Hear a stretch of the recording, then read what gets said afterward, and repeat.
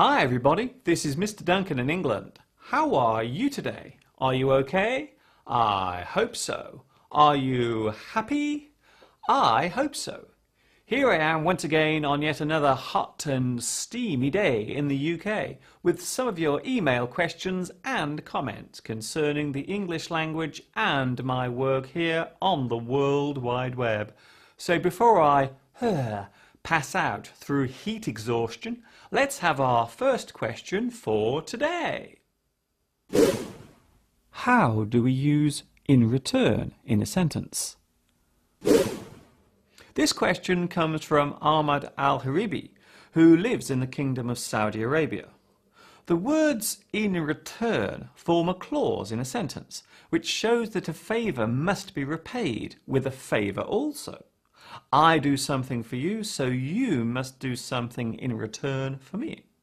It can show that a favour must be given later. If I help you today, you must do something later for me in return. So the favour can be given back straight away or at a later time, but it must be given at some point, in return. A very nice email. I have received a very nice email from Igor Brito, who lives in Brazil and teaches extensive English there at the University of Amazon in the northern part of the country. Igor writes to thank me on behalf of his students for my lessons. Well, thank you, Igor, for your very touching words, and a big hello to you and your students in Belém do Pará. Will you ever go back to China? What drives you to create so much work? This question comes from Wei, or Simon to use his English name, who works in China. As many of you may know, I have worked in China teaching ESL, which I did for over 4 years between 2003 and 2007. Should the opportunity arise, I would love to return there for a visit. I have many fond memories of my time in China, and many of my experiences there led me to do the work I'm carrying out today. Even though I'm far from China now, the time I had there still lives in my heart. As for your other question, the driving force behind all my work is of course the students who follow me. I love teaching, and as long as there is a need for my work, I will go on creating it. I now devote most of my time to this project. I also put virtually all of my own money into it too. My goal is to help as many people as possible.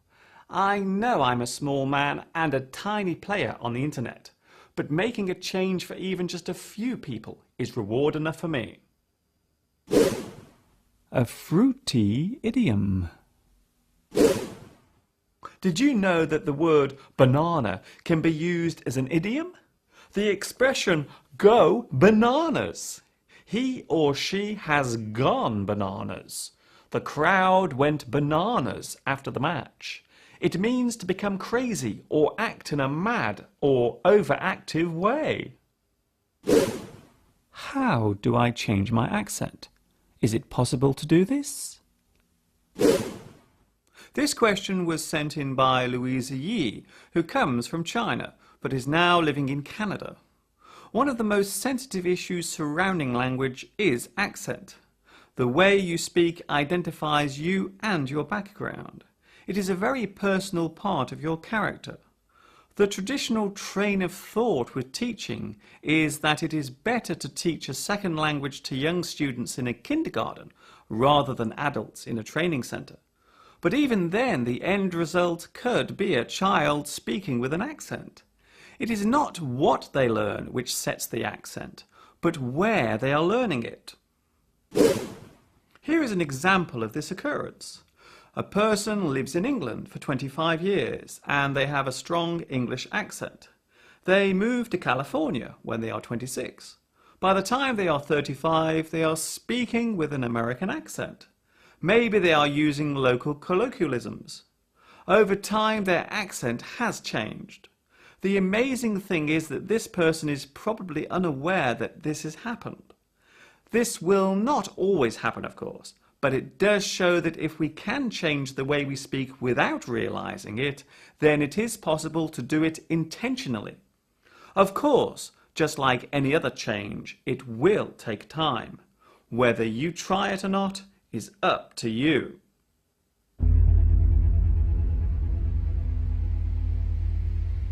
That feels so good.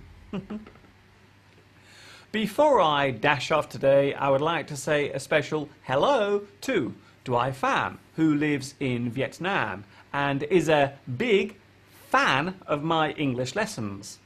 Thank you for your kind words, Dwai. A big hello to Tanya Petsana, who lives on the beautiful Portuguese island of Madeira.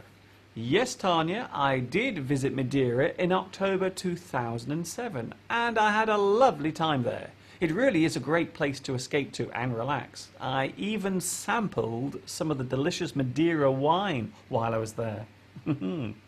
Finally, a big hello to MC Bibo in Cairo, who is a friend of DJ Bowdy, who I said hello to last week. I gather you both enjoy music and share an interest in DJing. I can let you in on a little secret now.